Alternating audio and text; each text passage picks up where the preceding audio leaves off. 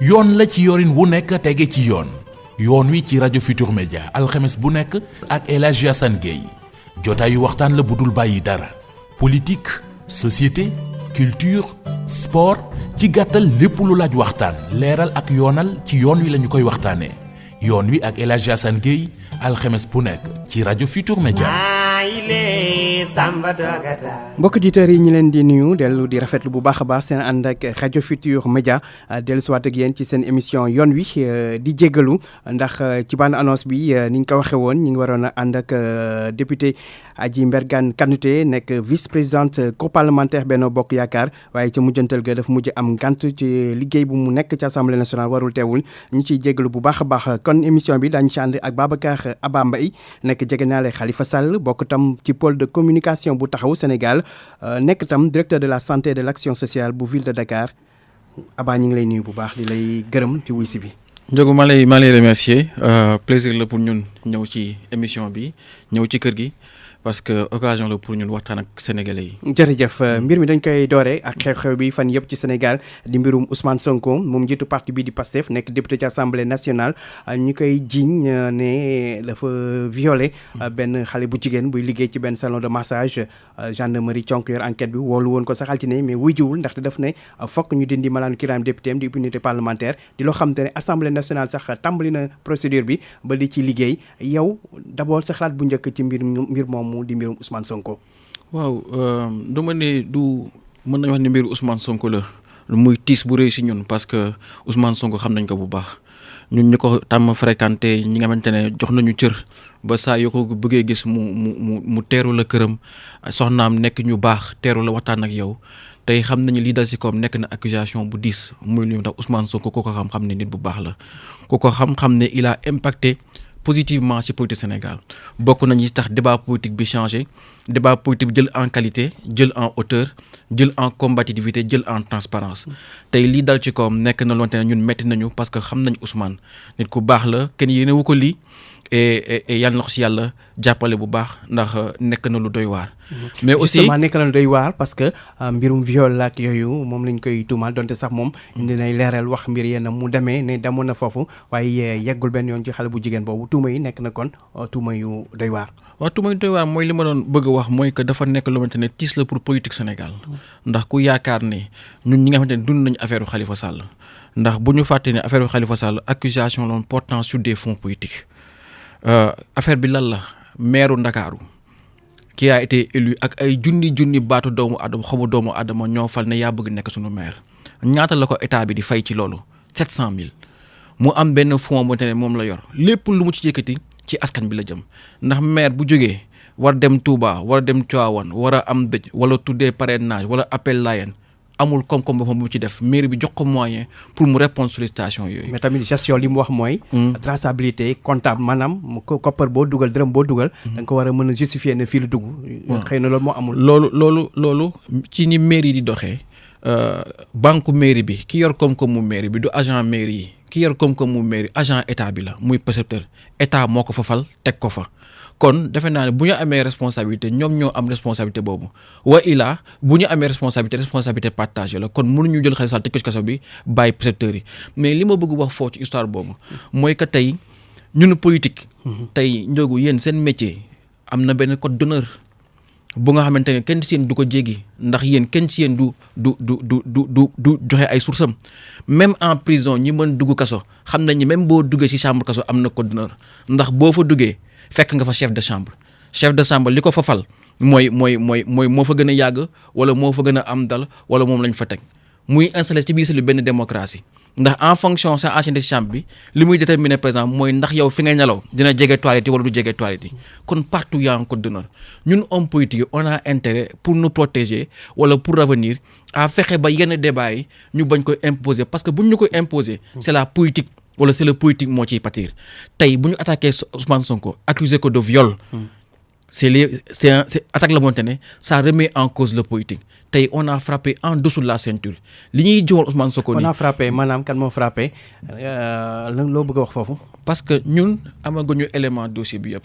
ci li ñu wax ci plainte bi ak yi PV yi di rëcc munoo dem nga ni yow nit ki da nga ko violé mooy ñëw nga fa benn yoon violé ko ñëwaat ñaari yoon violé ko yor gànnaay ba dem ba nga ni sax benn yoon bi muy ñëw violé dafa ma yónnee message ne ma maa ngi ñëw xaar ma ñëw violé xam nga loolu yenwul maanaam mais tamit loolu yëpp yoon moo koy prouver après dara leeragu ci nañ bàyyi yoon def liggéeyam ci wàll boobu mais li wetu wër Ousmane Sonko moom nangu ne demoon na ci salon de massage boobu daan na fa dem te dem na fa lu dul yoon Ndiogou c'est sa vie privée xam nga man Ndiogou man bokkuma sa ñuy laakal wax ji xam nga tey buñ ne dem na fa dafa am beneen wax bu ñu bëgg bu ñuy nëbb mooy ci li borom massage bi wax ne am na lu mu dégg foofu li nit ñi laaj encore mooy est-ce que Ousmane Sonko seq na ak ndaw si dara foofu ci biir salon bi mais loolu yëpp lu ci mënti am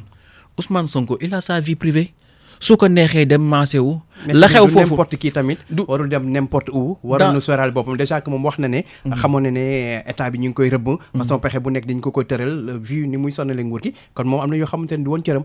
mais du woon cëram kooku c'est sa responsabilité individuelle. muy moom muy famille am ñoo ko war a juger tey yéen a xëy seen journal def benn article sur la sexualité et la politique dafa am ay mœurs yoo xamante ne faudrait pas que ñu hypocrite foo ne dañ koy limiter Ousmane Sonko rek gis nga am na yoo xamante ne bu ñu ci duggoon commencé ko wax ci réew mi je pense que réew mi tas. Je pense qu'on n'a aucun intérêt à ce que réew mi yenn débat yi mën jël le dessus sur les débats de fond. On ne peut pas être dans un contexte de crise qu'on se permet d'attaquer un homme sur sa liberté personnelle d'aller, de venir, fréquenter fu mu bëgg a fréquenter, def un acte qui relève du privé. Et je pense que tey kenn mënul jeter la pierre à Ousmane Sonko. Maintenant, libre à Pastef par rapport à la situation ak par rapport fu ñu mën jëm ñu jouer la carte la transparence. Mais Abba il faut reconnaître aussi que mbiru privé la affaire civile la benn xale bu jigéen la ak Ousmane Sonko. du mbirum état du mbirum public mbirum privé la diggante xale bu jigéen buy jiñ Ousmane Sonko ci ne dafa yegg ci moom Ousmane Sonko ne loolu amul kon bu ñu ko déplacé politique trop débat bi.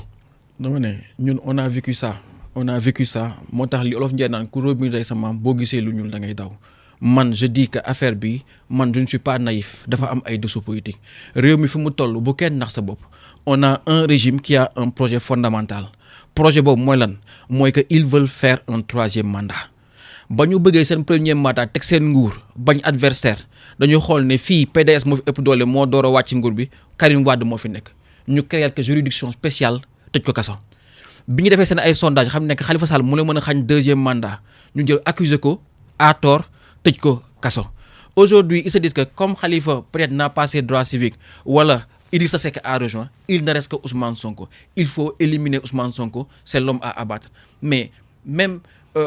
bu fekkee ñoom loolu mooy seen projet il y a une manière de le faire et aujourd'hui personne aucun politique ne doit accepter accusation yi teg ci Ousmane Sonko aucun politique ne doit plus accepter méthode yi gouvernement bi di appliquer di éliminer ses adversaires les uns après les autres parce que à long terme bu kenn nax sa bopp si le projet de 3e mandat de monsieur Macky Sall passe ils vont s'attaquer à la limitation des mandats et Macky Sall est parti pour rester ici 20 ans ou 30 ans ce que personne ne peut accepter donc personne n'est naïf lii politique moo ko lal complot la contre Ousmane Sonko et man bokkuma si ñu wax ni non combat diw la wala combat diw la c'est un combat pour la démocratie c'est un combat pour l'éthique politique c'est un combat pour le débat politique au Sénégal parce que mënuñu continuer suñu ay kilifa ñu leen di dugal suñu lu nga xamante ne ëllëg nit ñi dañuy am benn gëm-gëm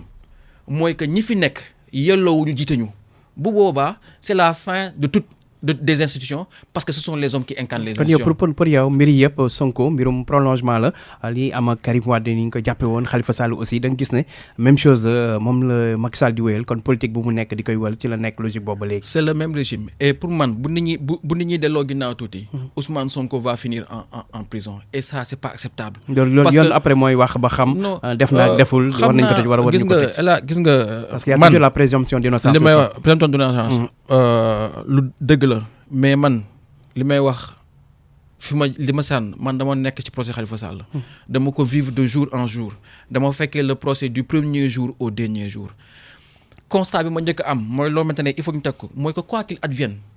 Ousmane Sonko ne sortira pas indemne de cette situation là loolu c'est un constat de base d'où l'importance qu'il y a pour tout le monde à jouer la carte de la transparence mais si on laisse ce régime là faire comme ils ont fait avec Khalifa ou avec Karim dañuy jël Ousmane Sonko yóbbu ko instruction bàyyi ko fa plusieurs mois bàyyi ba situation bi arrangé leen ñu yóbbu ko jugement bu ñu ko yóbboo jugement c'est ça l'occasion pour eux de l'humilier qu'est-ce qu'ils vont faire dañuy jël ay xaleelu avocat baro yi ñu ñëw toog jàkkaarloog moom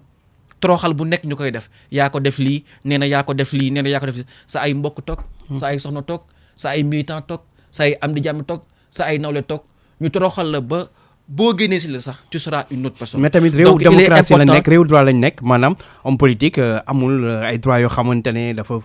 ëpp ñeneen ñi ñu ñëpp ay citoyen lañu ku jàddi yoon surtout bu fekkee ne affaire privée la c'est normal aussi yoon def liggéeyam mbir mi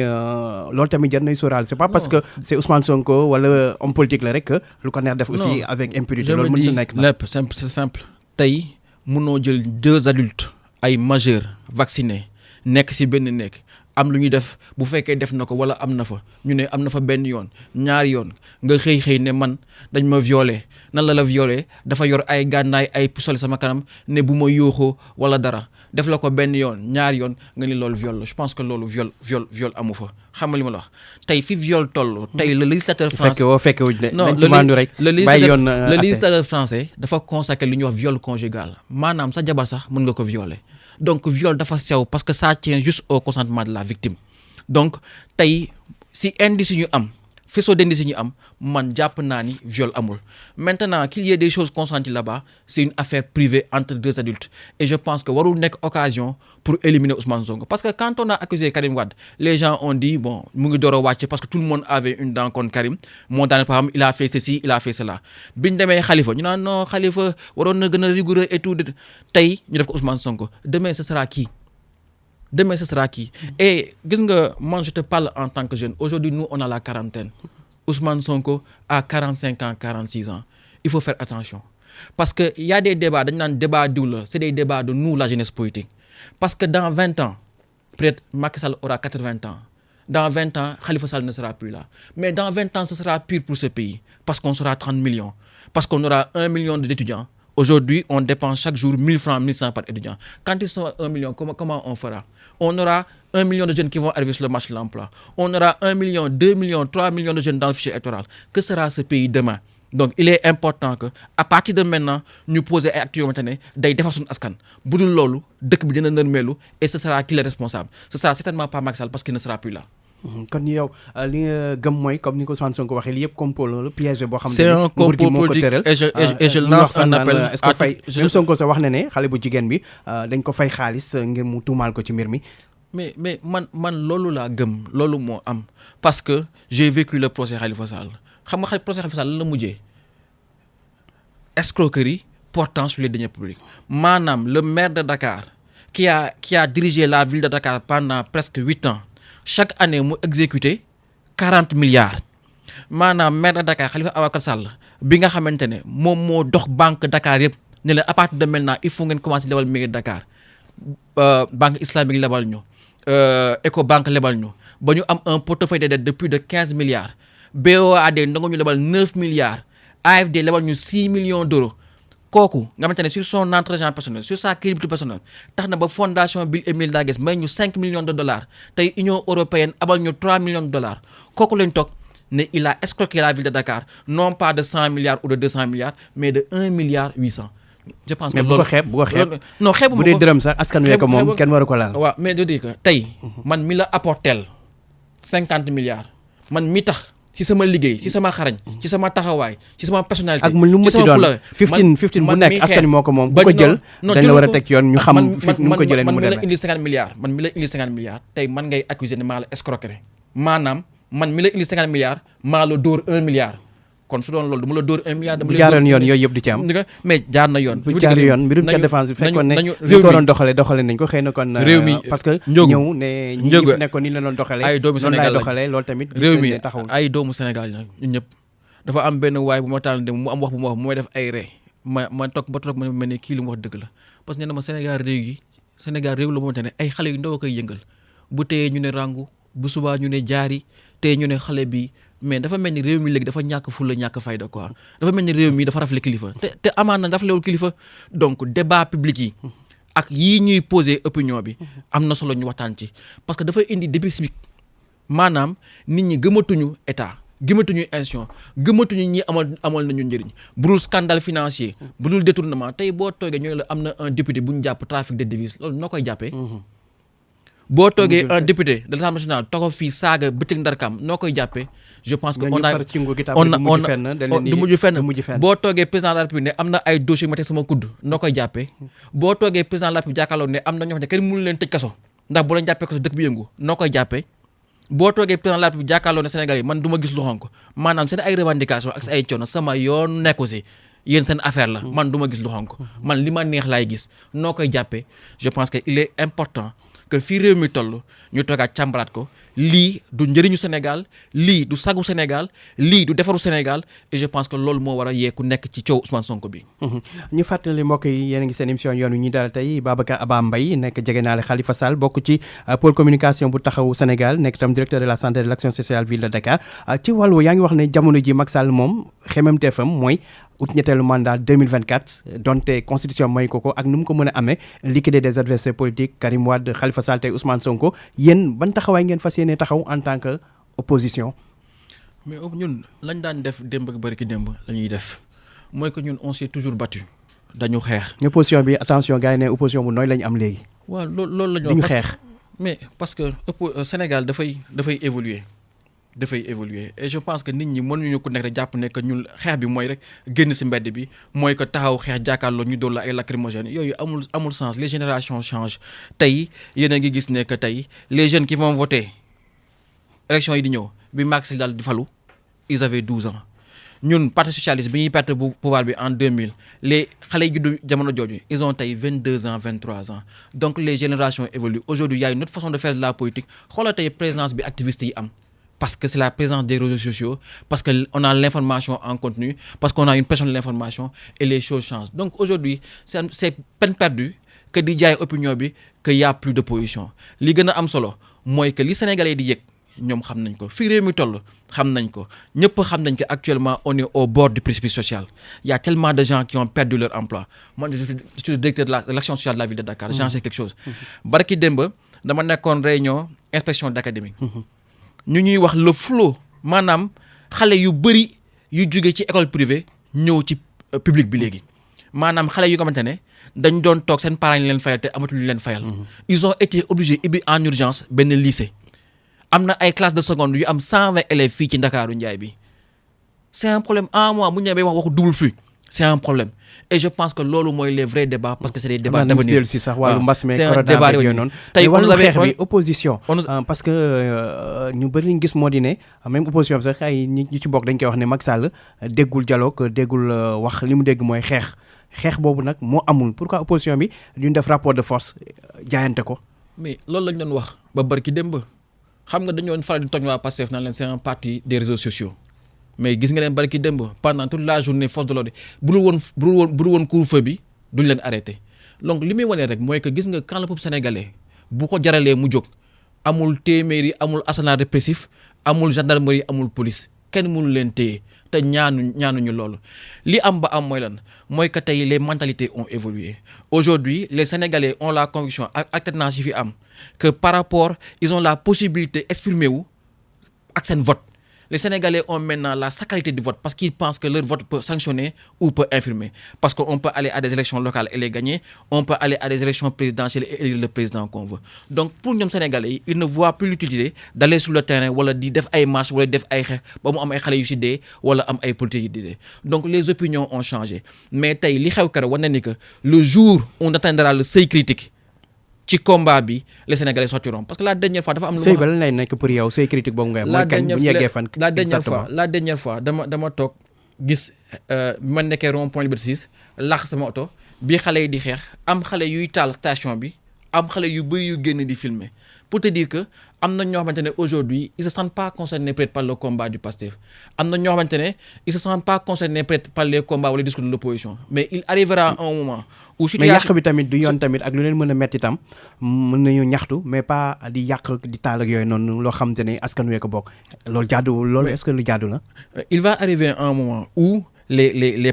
situation sociale bi dina cristalliser wu à un moment dinañ toll ñëpp jàpp ne que jóg jot na et les gens se lèveront ensemble pour dire que stop lii war na jeex et man loolu maa ngi koy xaar bés bu président Macky Sall taxawee ne Sénégalais yi il va faire un 3e mandat boobu lay xam ne que Sénégalais yi am nañu fulla am nañu fayda quant à réaction Pastef c'est une réaction politique Macky Sall moo leen ko jàngal Macky Sall ba muy xeex en 2000 plusieurs fois Macky Sall taxaw na sax ne il faut aller déloger Abdoulaye Wade donc fii boo amee sa combat politique nga gis li dëgër ñu ngi koy pexeel pour tëj ko so li la war mooy nga jug taxaw wan ne que tu n'es pas d' accord et loolu la waa Pastef def maintenant personne n'est d' accord ak yàq bi. kenn encouragé wul yàq bi mais on ne peut pas continuer comme ça à sacrifier les gens ni ñuy toog ne wéy da ngeen war a croiser les bras wala on fait confiance à la justice la justice sénégalaise a montré ses limites et bés bu ñu dugalee Ousmane Sonko si canevas justice nous tous on craint le pire parce que ñun on sait c'est quoi un procès. On sait c'est quoi les procédures judiciaires et ñaanuñu ko Ousmane Sonko. mais gisoon nañ fi tamit Khalifa Sall ñu naan bu ñu ko jàppee après gis nga mujjul fenn Karim Wade aussi même chose bu ñu ko jàppee après fu mujjul fenn kon loolu est-ce que réellement li nga ko waxee nii dina demee noonu. xam nga nit ñi ñoo war a arrêter di xaw ma nu ma koy expliquer di xaar comme si c'est à la limite c'est même contradictoire entre li ñuy wax nii waaw warul leen yàq mais yéen bi Macky Sall jàppee di mujjul fenn c'est à la limite même contradictoire xam nga on peut pas vouloir une chose et son contraire mais chaque chose son temps chaque chose son contexte Karim Wade peut-être que ab PDS mu ngi doon dooru ñàkk nguur gi Karim Wade a eu les gens ont cristallisé les colères contre Abdoulaye Wade si Karim Wade comme en 2000 bi PS perte pouvoir les gens ont cristallisé le colère sur Ousmane Tanor Dieng donc les Sénégalais ont senti surtout qu'on leur a vendu comme quoi que CREI wala traque des biens mal acquis c'était une demande sociale loolu la ñu waxoon donc les Sénégalais toog sànn mais aujourd'hui bi ñu demee ba ne on va poursuivre 30 aux responsables ñu mujjee tëj Karim Wade rek les Sénégalais ont compris l'injustice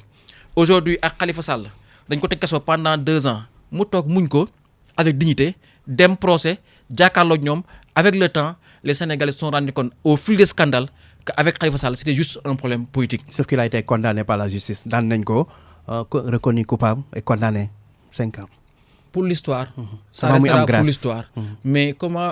li ñuy jàpp ñun mooy que fii Sénégal Khalifa Sall a été condamné mais à chaque fois que ñu taxaw devant une juridiction internationale le Sénégal a été condamné loolu gàcce la dañuy wax ne nul n'est prophète chez soi mais en tout cas la justice Macky Sall n'est prophète qu'au Sénégal ku taxaw jàkkaarloo ñoom ñu condamné la mais quand ils sont devant leur père ils sont sanctionnés et je pense que l'histoire réhabilitera Khalifa Sall.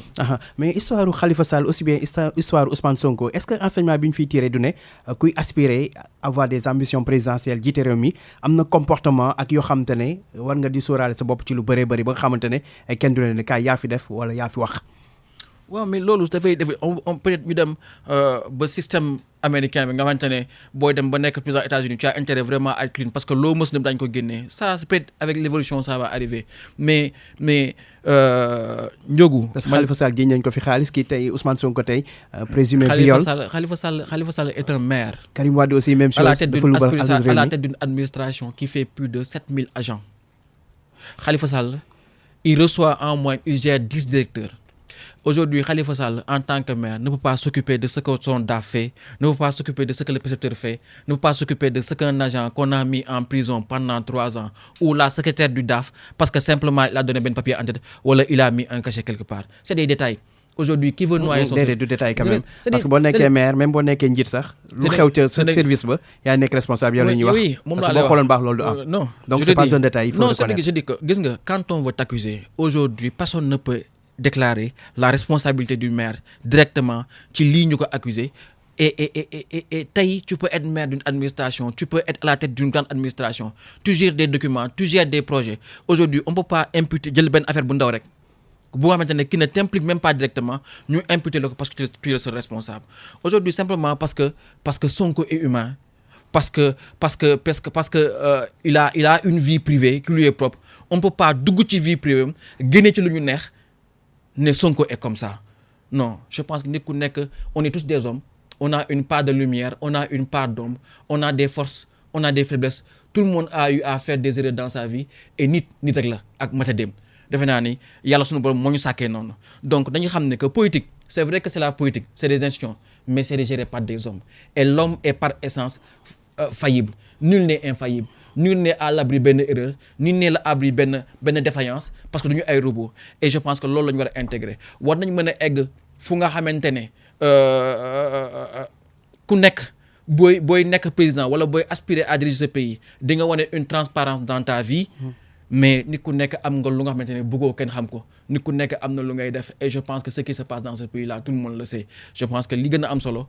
pour man bu ñu yàq politique Sénégal pour man bu ñu yàq homme politique pour man bu ñu yàq pratique politique et li ko mën a indi mooy accusation yu mel nii procès yu mel nii parce que bu ñu jógee ci lii au-delà de Ousmane Sonko le politique n'en sortira pas indemne. parce que homme politique yi aussi ñoo war di moytu comme ni nga ko waxee sànq di moytu di sóoraale lu bëree bëri ba nga xamante ne dañ nekk ay exemple ay luubal ak yooyu ñu bañ leen ci tudd wala yoo xamante ne ay viol aujourd'hui c'est carrément injuste que homme politique bi li ngay def sa morom di ko def keneen na ko def parce que du politique que bu ko defee ñu ne non c'est mën na ko def que bu ko politicien defee sécurité de sa vie privée citoyen ordinaire ak keneen bokkul tam. non c'est pas parce que ku nekk ci xam nga lambda bu defee dara xëy na wuute na ak koo xamante ne homme public la ñu xam ko moom ay ambition bokkul. Le citoyen lambda a droit à une vie privée. L'homme politique a droit à une vie privée. Parce que au-delà, tu peux être ministre, tu peux être ce que tu veux, président ou ce que tu veux, ou tu peux être chef d'opposition. Au bout du bout, tu es un mari. Tu es un père. Tu es un cousin, tu es un oncle, tu es une tante, tu es un ami. Tu as une vie qui n'est pas publique. Et cette vie-là, il faut que nous respections. Et je pense que ça aussi qu'il faut relever. Léegi Aba ñu wax ci mbirum Khalifa Sall barki démb gis nañ ko mu dem ànd ak Barthélémy Dias dem ko Ousmane Sonko wane ko njàppaleem boobu léegi gëjoon nañ ko gis daanaka bi mu génnee kaso ba léegi liñ ko gis ak liñ ko dégg bëriwul tey jii taxawaayu Khalifa Sall ci wàllum politique fan la jëm ana moo exactement ci wàllum politique ana ay mbébétam. Mais pour question boobu chaque fois bu ñu ko posé damay def ay rey Khalifa Sall fait de la politique depuis qu'il a 15 ans. Bonne fonction le Khalifa Sall occupé wul ci politique bu mu war aspirer c'est la fonction pour moi de président te président mbiru yàlla la yàlla mooy man sama conviction personnelle man Abba Mbaye mooy que yàlla mooy tànn président bi war a jiite réew mi et je pense que président warul nekk obsession à la base Khalifa Sall c'est quoi Khalifa Sall c'est un jeune bu dugg PS nekk un militant lépp lu ñëw ci kaw dafa greffé sur ce statut là de militant un militant du Parti socialiste mais aussi un Sénégalais comme tous les Sénégalais, qui est un père de famille, qui a vu dëkk bi fu mu jógee. Khalifa Sall était ministre à l'époque de la télé unique. Khalifa Sall était ministre à l'époque du téléphone fixe. Khalifa Sall c'est quelqu'un qui a vu ce pays évoluer démocratiquement, institutionnellement et qui a vu le temps passer. Réew mi soxla nañu mel noonu parce que fii dara beesu fi pour ñu defaraat dëkk bi defaraat askan bi les jeunes ont besoin des gens comme lui qui ont traversé le temps pour nu mën dem ne bul dara jógee ñu ne lii amoon na fi la jëm. bu ñu bëggee lu ci baax nañu xool nañ ko doxalee woon nañ ko xool naka mag ñi defee woon nañ ko xoolee démb nu ñu gérer woon crise yi nañu xoolee woon démb socialement ak sociologiquement Sénégal nii la amee woon et je pense que on a besoin d'hommes d'expérience on a besoin d'hommes comme lui qui vont nous permettre de rehausser le débat par leur posture on a besoin d'hommes de lui qui sont des hommes de crédit pour pouvoir fédérer pour pouvoir créer des consensus parce que on ne peut pas construire le pays sur des consensus fébriles on ne peut pas construire le pays bu teyee président de la République taxaw ne on va dialoguer parce que il faut faire avancer le pays parce que il faut faire avancer la démocratie on se lève un matin le président dit que depuis 15 mois il négocie avec Idrissa Seck on ne peut pas construire un pays avec un doute permanent ak benn manque de confiance en les acteurs publics et le Sénégal a besoin d'hommes comme Khalifa et je pense que il reste un militant il reste un citoyen il reste un patriote et le Sénégal a besoin de lui donc ci loolu la il a des ambitions 2024 bien sûr il a des ambitions bien sûr il a des ambitions fekkee ne yoon may na parce que problème bi gàllankoor moo nar a nekk instant bi ci wàllum yoon du mën a falu du mën a falaate ndax casier judiciaire am vidul ak li daat gi ñu ko daan moom xanaa mu am amnistie mais bu dul loolu moom le plus important pour nous gis nga faudrait pas que ce pays là mujjee comme Gambie c'est-à-dire ñu éliminer ñëpp wala xeex ñëpp mu wadd sa ay loxo yoo xamante ne xëy na attanu réew mi wala dina tàbbi si loxo yoo xamante ne lu waay bëgg def suñu réew def ko et je pense que ça c'est inadmissible barki démb damay lire Thierno Alassane Sall mu bind livre bu rëy ci Sénégal fi mu toll ak ci ni ñu yoree suñu réew. le protocole de l'Élysée. le protocole ma lire ni ñu gérer par exemple un marché comme Fonroche ma lire l'affaire Petrotim ma gis ni Franck Timis dem lekkee $300 millions su ma demee ma nekk doomu Ndar gis école yi ñu mel waxuma abri provisoire yi nekk si àll bi de école Ndar yi ni ñu mel rek wala école yi nekk Sénégal ni ñu mel rek je me dis que xaalis bi lan la mënoon apporter Sénégal su ma gisee ñu jël 50 milliards jox ko benn entreprise française bu ndaw qui passe de 6 millions d'euros de capital social à 87 millions je me dis ce pays là on va où et je pense que il faut reparamétrer ce pays là loolu rek combat la pour que lii di ñëw muy pétrole bi ak gaz bi wala astuut li ñu am ñu mën ko delluwaat suñu koom-koom et je pense que loolu dafa interpeller n'importe quel politicien n'importe quel Sénégalais et on n'a pas besoin de dire que man j'ai mais Khalifa Sall sur le terrain politique d'être président est-ce qu'il ou de est pas être président. est-ce qu'il est réellement présent sur le terrain politique koo xamante ne boo ko gisatee bala nga gisati yàlla xam bon doo ko dégg du wax est-ce que loolu tamit ku bëgg ay am ko am ambition foog tamit nga jëfe ko tamit mais mënoo toog rek c'est ça pratique politique Khalifa Sall du nitu buzz du nitu réseaux sociaux mag la magum politique la ku yàgg ci politique yàgg ak mag ñi. xam nañ ne Khalifa Sall li muy bouger tey amul benn homme politique bu koy bouger parce que nit kuy nas la et l'histoire lui a donné raison. parce que ñi doon toog fii ci nan la ko l'histoire joxe raison. non parce que ñi doon toog fii tey. di ñii di def ay communication ku nekk naan Sonko arrivé deuxième ku nekk bëgg a jege Sonko ku nekk naan su ma engagé Sonko élection locale man dinaa mën ku nekk ne ne lay coalition ak Sonko parce que Sonko moo fi ne. tey xoolal histoire bi pour te dire que en politique les choses à tellement peu la réalité politique d'aujourd'hui peut être ne pas être la réalité dans 2 mois moo tax tey dafa baax dal dafa baax. Badou yéen li nga bëgg a wax mooy situation bi Sonko nekk ñaar nit ñu ko ak yooyu noonu mën na nekk loo xam day profité yéen waa taxaw Sénégal profité Khalifa Sall. non ñun parce que ñoom ñaar lañ fi nekkal waa PDS ñun on peut pas être aussi cynique parce que ba Khalifa nekkee kaso loolu la ñu doon wax. lu ñu doon wax Khalifa a été léger Khalifa aurait dû faire attention des trucs comme ça qu'est-ce qu'on dit aujourd'hui moo tax tey dafa baax ñun on a appris à être humble gis nga ñun. Ndiogou tey situation mën na nekk seen avantage. non egguñu foofu yëpp ñun dañ ñëw ànd Khalifa Sall 2009 ñu jël mairie bi Khalifa Sall yéegati ko à un niveau impressionnant ñuy liggéey dem 2014 gagné man nekk naa fi di liggéey sur un projet que la fondation Bill et Melinda Gates nous a financé. di liggéey fondation bi financé ma une formation à Sciences Po Paris j'allais à Paris tous les mois pour une semaine fu ma bëgg dem fa fu ma bëgg voyager fa ñu dem ba teg ci kaw Khalifa dugg kaso ñu wàccaat ci suuf on apprend c'est quoi la vie àdduna nii la c'est des hauts c'est des bas nit ki da ngay dal nit da ngay humilité te loolu mooy àdduna et c'est le cours même de la vie de la nation de la vie des hommes parce que au bout du bout ce sont les hommes qui incarnent les institutions moo tax ñun on n'est pas cynique. On n'est pas du genre à dire lire Sonko wala le calcul politique permanent. Ce qui est important pour nous, c'est comment mettre au service du Sénégal l'expérience Khalifa. Comment mettre au service du Sénégal l'expérience bi ñu glané dans la gestion des collectivités locales, dans la gestion administrative tout court. Ñun on veut être des hommes et des femmes de progrès. Loolu moo ñu amal solo loolu moo tax Ousmane Sonko le cas nous choque parce que du luy avancer le Sénégal du luy avancer le politique bi et ça va faire très mal à la politique au Sénégal moo tax daf ñu renforcer nos convictions. mooy que il faut absolument arrêter Macky Sall si on n'arrête pas Macky Sall demain dañ ko rëccu te lui ne sera pas là pour corriger les choses. léegi wàllum alliance yéen ñan ngeen xalaat lëngool fi mu toll nii ci lu jëm ci élection yi rawatina li gën a jàmp élection locale ndax yéen a ngi koy waajal. il faut être unis tey l'évidence du lu nga xamante ça relève même de la flagrance du lu nga xamante dañ ko war da nga war nekk science politique wala internet pour ko xam. li dese opposition bi mooy booloo nekk benn au bout du bout li gën a am solo mooy la voix des Sénégalais et buñ ci tolloo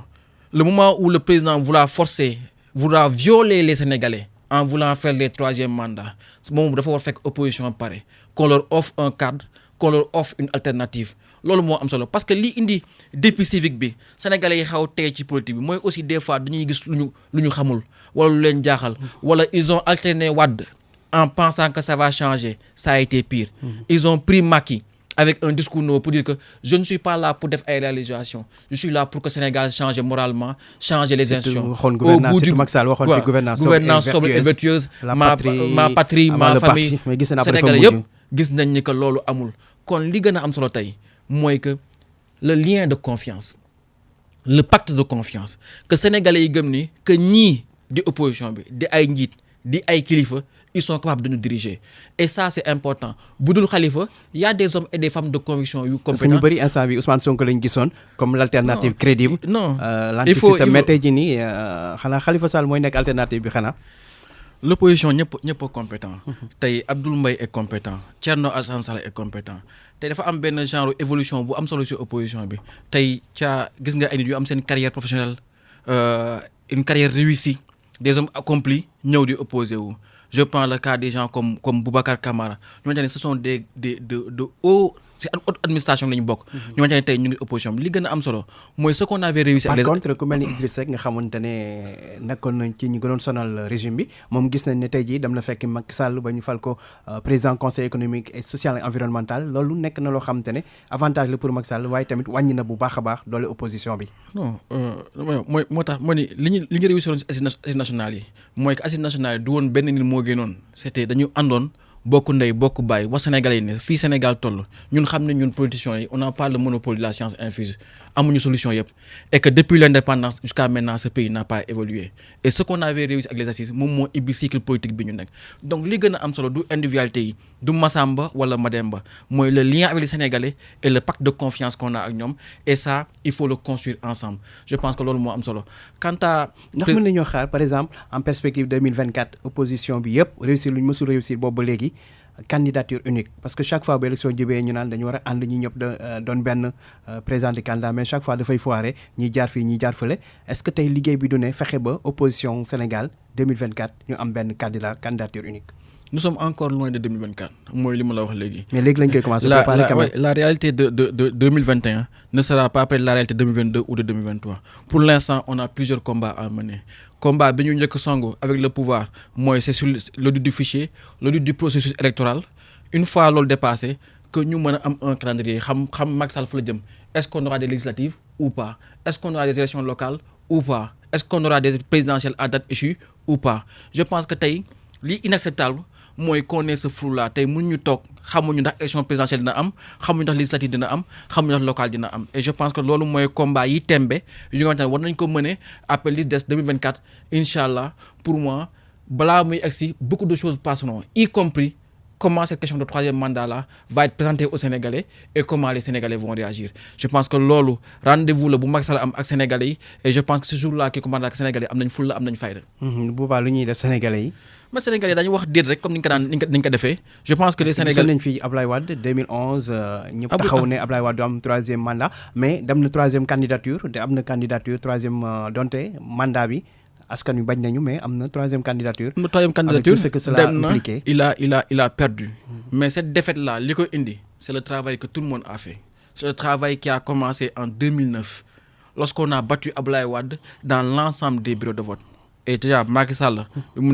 mu nekkee Dekkal Ngor moom sa coalition avait perdu. On avait récupéré l'ensemble des grandes villes. Et tous les maires ku nekk fa ñu nekk en commençant par le maire de la capitale qui était quand même la vitrine de l'opposition a su montrer aux Sénégalais mën nañ liggéey beneen liggéey bu dul bi Ablaye Wade di leen def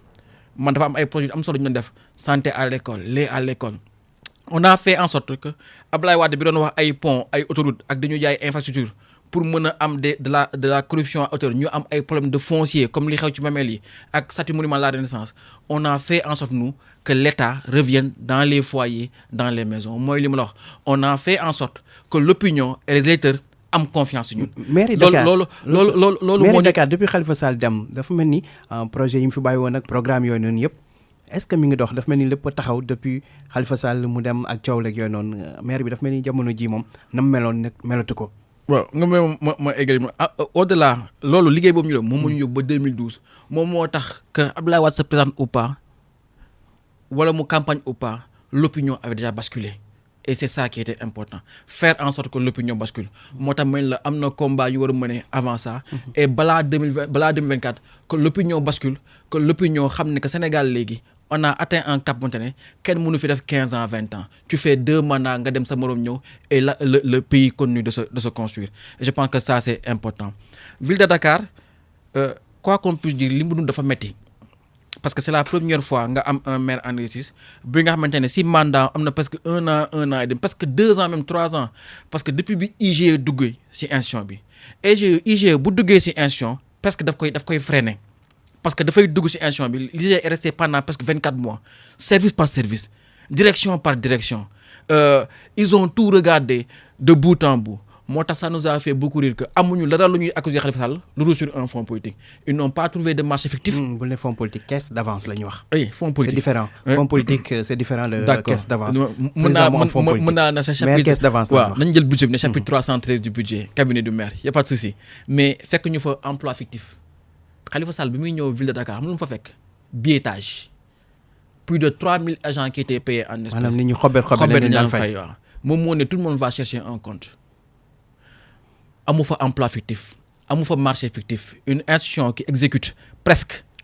40 milliards de budget ba pare teg ci on a des emprunts yu ñu permettent ñu exécuter des marchés importants chaque année le contrat qu'on a avec ERT c'est de l'argent le contrat qu'on a avec la BOAD emprunt 9 milliards pour refaire la voirie à Dakar c'est beaucoup d'argent ils n'ont rien trouvé à part ce qu'ils ont dit à l'opinion donc tey ville de Dakar 24 mois audit IGE ak presque 1 an et demi yu Khalifa Sall nekk kaso en tant que maire donc c'est un mandat qui a été amputé et l'institution dafa pâtir ci loolu tey yàlla def na am nañ maire bu bees ci personnalité am ci courage am yàlla def mu nekk jigéen ñëw apaiser institution bi et ça c'est très important apaiser ses relations avec l'État pour leur faire comprendre que au bout du bout tey Khalifa Sall mu ngi dox ay soxlaam Macky Sall a eu son deuxième mandat qui a perdu c'est Dakar qui a perdu parce que sunu mairie dañu am 3 problèmes problème de financement pour investir problème d'espace foncier mais surtout problème de temps et l'accélérateur du temps pour un territoire c'est la démographie tey da ngay jékki-jékki xëy mu taw dëkk bi taa directeur ONAS génn est-ce que duñu wàññi jur gi qu'est-ce qu'on va faire de la démographie de Dakar on a plus d'1 million plus d'1 million de personnes à Dakar sur 0,6% du territoire moo indi tey je ne parle pas des chantiers de l'ANOCI les chantiers de l'ANOCI c'était plus de 4000 xaw ma lan milliards tey tu prends autopont tu prends BRT tu prends TER tu prends KMS3 c'est environ 3000 milliards à 4000 milliards qu'on a investi rien que dans Dakar au détriment des autres départements je pense que ça c'est un problème de fond et le maire Soham Wardini a réussi à les convaincre que institution bi institution état bi la on est en appui de l'État on est complémentaire à l'État et il faut travailler en bonne intelligence et je pense que aujourd'hui moom Soham Wardini maire bi lan mooy ay relation ak Khalifa Sall parce que li ñu gis moo ne dafa mel ni moom nekk na ko jege lool Macky Sall Soham Wardini li mu yor tey foru ko warloon na ko parce que daf ko fa xaar depuis 2009 ñu ngi ànd ak Soham Wardini bu leen fàtte ni elle était candidate aux élections à Mermoz en 2009 et bu leen fàtte ni bi ñuy voté pour le folu maire Sacré-Cœur Mermoz premier tour élection scrutin bi Barthélémy Dias gañoo ko de Soham moo njëkkoon raw bi ñu demee deuxième tour am report de voix Barthélémy Dias mu nekk adjoint au maire ville de Dakar deuxième mandat bi ñuy gagné 2014 Soham Wardini moo nekkoon première adjointe au maire de la ville de Dakar kon relation ak Khalifa ay relation de frère à sœur la c'est une responsable politique bu toog xaar ko fi ci ngor xaar ko fi ci xel xaar ko fi ci compétence tey bu nekkee maire de Dakar première femme maire de Dakar xëy na loolu la yàlla dogaloon mais elle le mérite et je pense que tey mu ngi diriger institution bi man je suis directeur là-bas mais Soham assure pleinement ses fonctions avec un très grand courage nag et une grande lucidité parce que des fois c'est pas évident nga reprendre une gestion en cours am sa touche boo war a apporter et elle est là avec responsabilité et Covid bi wane na ko parce qu'elle a dépensé plus de 2 milliards ci Covid bi aujourd'hui c'est elle de son propre chef qui a assuré le protocole sanitaire des lycées et collèges te bi ñu koy def dafa ne non bu leen yem ci lycée ak collège yi nañu wàcc ba ci école primaire yi parce que xale yi suñu ay doom lañ et ça c'est très important elle a beaucoup de mérite elle est à encourager à soutenir. tey jii nii fan yële ñu ngi koy wax xalaat bu nguur gi jibal jëm ci supprimer 5 villes. muy Dakar Pikine Guédiawaye Tëngéej ak Thiès surtout Dakar nee neen Dakar en tant que ville amul sens li gënoon mooy ñu tas ko yow ban jàngal ngay def ci xalaat bu ni mel. loolu erreur bu mag la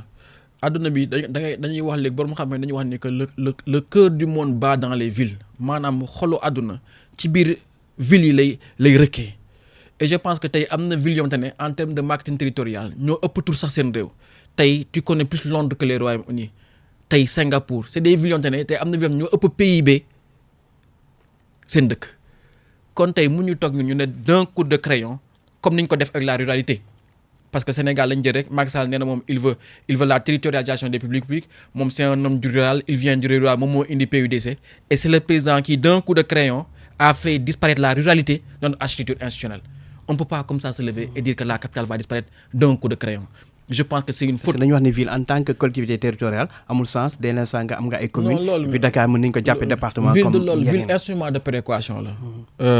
maa ngi dégg keroog suma mag Moussa Sy mu koy wax ma koy nuyu au passage d'accord ma ci xalaatam parce que ville instrument de péréquation parce que territoire yi fi nekk Dakar yëpp yemuñu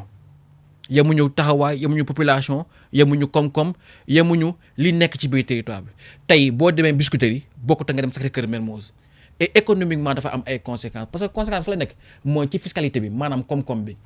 tey ville de Dakar lu tax mu am koom-koom bi mu am ville de Dakar dafay récupérer lu ñuy wax contribution économique locale. moom lañ daan oowee patente mooy impôt bu nga xamante ne entreprise yi ñoo koy fay tey boo toogoon nga ne commune bu nekk na jël sel boobu mais nan lay demee da ngay gis commune bu mel na Plateau dina am budget 7 8 10 milliards ndax entreprise yu bëri fa lañ nekk da ngay gis commune bu mel na Fann Point Amitié dina am hôtel yeeg yooyu dina am xaalis bëri dina am budget 3 4 milliards da nga gis commune bu mel na Sacré-Cœur Mermoz dina am xaalis lool ngeen baal ma si publicité bi mais tey boo jëlee commune bu mel na Sacré-Cœur Mermoz 2 opérateurs de téléphonie yu gën a mag fa lañ nekk Orange a son siège social à Sacré-Cœur Mermoz Expresso a son siège social à Sacré-Cœur Mermoz Promobile a son siège social à Sacré-Cœur Mermoz Ecobank a son siège social à Sacré-Cœur Mermoz Bicic Bank NCA Assurance Carrefour Automobile les 2 plus grands Auchan mais une commune comme ça va avoir 7-8 milliards de recettes là où une commune comme Yoff comme Biscuiterie comme Ouakam comme Cambérène n'aura aucune ressource donc ville loolu la ville bi dañuy wax sax intercommunal ville du intercommunalité ville instrument de péréquation la pour ñu am un équilibre pour éviter un dumping entre les territoires entre les communes et je pense que loolu la ville jëriñ maire yi woote naan nañ jël fiscalité bi jox ñu ko seen intérêt bopp rek moo la ñor et collectivité état nekk fi pour toppatoo intérêt Massamba wala intérêt Mademba non dañu fi nekk pour intérêt de Dakar commune bi di liggéey et l'intérêt des Dakar li maire bu mag bi di liggéey maire ville bi di liggéey bu ñu ko joxee communes yi ñoom mën nañ ko liggéey te tamit day nekk ngëneel ci ñoom ndax daañu ci am as tuut duñ ciy far maires yi ils sont les plus proches des populations mais ils sont les plus proches des préoccupations des populations gis nga boo leen joxee budget yi ils vont en faire de la politique dañ ma baal nag xam naa daañu ma mere daañu woote soo am ne ko sa xale ba waxati na dama nga téye ko mais dañ leen koy jox xam lu fa nekkee secours tabaski ñu génnee ay millions yi millions secours Pâques ñu génnee ay millions yi millions Kazu Rajab appel Layène Magal Touba Magal Tivaouane ils vont faire de la politique et nos espaces urbains n'ont pas besoin de politique ils ont besoin d'investissement moo tax il faut ñu bàyyi ressources à la ville de Dakar pour que ville de Dakar continue di investir di compléter l'état du Sénégal je donne benn exemple état du Sénégal génne na 400 milliards def KMS 3 usine approvisionnement eau potable Dakar parce que Dakar nit ñi dañoo bëri ba ndox mi doyatul alors que experts yi nee nañ même ak KMS 3 bu commencé dox dans 10 ans dañ soxla beneen usine sur la Grande Côte ak beneen usine de dessalement eau de mer. parce que aussi adduna si noonu lay demee chaque fois ville bi day gën di màgg nit ñi di gën a yokk besoin di gën a yokk la fàtte naa usine de dessalement eau de mer de plus de 100 milliards mamel bi ñuy wax. donc aujourd'hui l'État du Sénégal a concentré un investissement de presque 500 milliards rien que sur l'approvisionnement en eau alors que boo duggee Dakar yenn communes yi lii indi perte en eau yi mooy la vétusté du réseau d'approvisionnement da ngay dem ay communes yu mel na Médina le réseau date de xaw ma ban année tey li nekk ci nit Médina moo ëpp capacité réseau approvisionnement en eau moo ëpp capacité réseau assainissement bi qui va supporter le poids de cet investissement là donc fa la équilibre bi nokk li ñu war def mooy jox à la ville de Dakar plus de compétences économiques pour que bu état duggee investissement bu 10 bu mel na 500 milliards rien que pour Dakar que ville de Dakar mën ko compléter en remettant en place un nouveau réseau pour que perte en eau yi ñu am ñu mën ko économiser parce que on ne peut pas chaque 10 ans mettre 10 milliards rien qu'à Dakar on a 45 départements. kon yow àndoo ci xalaat bi jëm ci supprimer mais ànduma si tey ànduma si ëllëg au contraire dama jàpp ni ville de Dakar dañ ko jox autonomie fiscale parce que potentiel ville de Dakar dépassé na 40 milliards parce que ville de Dakar impôt am DGID mooy définir assiette bi direction générale du trésor moo koy recouvrer à travers les perceptions il faut donner à la ville de Dakar plus d'autonomie et plus de compétences économiques li ma d'accord mooy que nañu wax les vrais débats de la décentralisation les vrais débats de la décentralisation c'est pas la suppression des villes c'est le statut de l'élu local comment on peut être maire élu avec plus de 300 000 voix ñu mën la paqueté tëj la kaso alors que un député élu au plus fort peut avoir une immunité parlementaire c'est un problème la question du statut local la question des finances locales la question de la répartition des compétences dans les collectivités sont autant de débats qui sont beaucoup plus importants que la question de la suppression des villes. léegi ngir jeexal rek waxtu bi daanaka jeex na ci lu gaaw rek ñu wax ci wàllu mbas mi coronavirus nga xam te ne daanaka léegi mët at bi mu duggee ci Sénégal tey jii ñu yegg ci plus de 700 morts ay cas yi di gën di yokku saa su ne nguur gi jëli matuwaay yu bëri bëri bokk nañ sax état d'urgence ak couvre-feu ci région Dakar ak Thiès naka nga gisee taxawaay nguur gi ak matuwaay yooyu nga xam te ne nguur gi jël na ko ngir xeex mbas mi. ni ko nit ñi di jàngatee je pense que faut pas ñu jàngatee ko noonu tey cappaandaw bi mooy la capacité de nos services d'urgence à accueillir les malades. C'est-à-dire plus virus bi saturé na moom cas grave yi taxaw bi. tey xam nga si deuxième loolu dafa bokk ci constat yi. parce que contrairement aux pays européens yi ñuy xool ñoom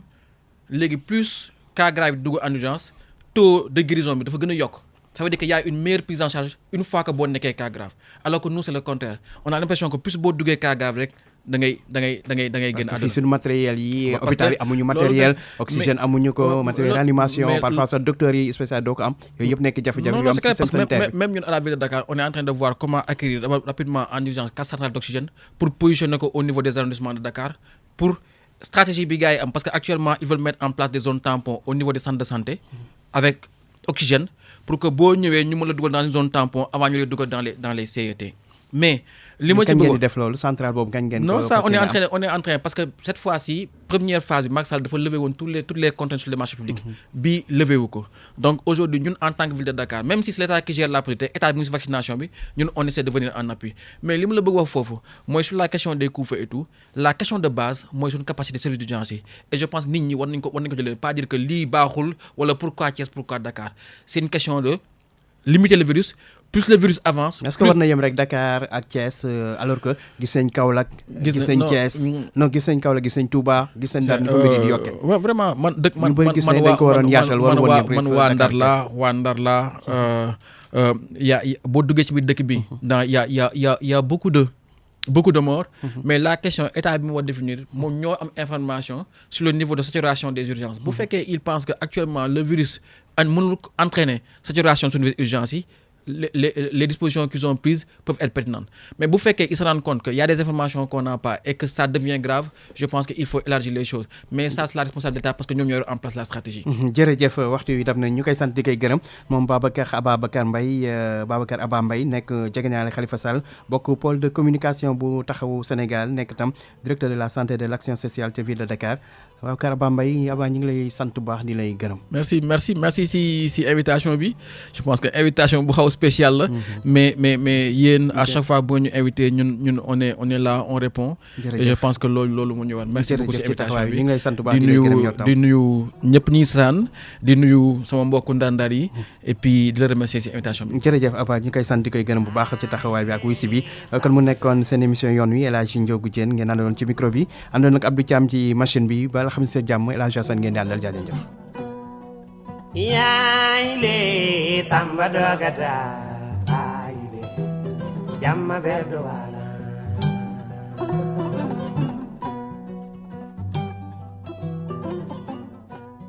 samba glajo jege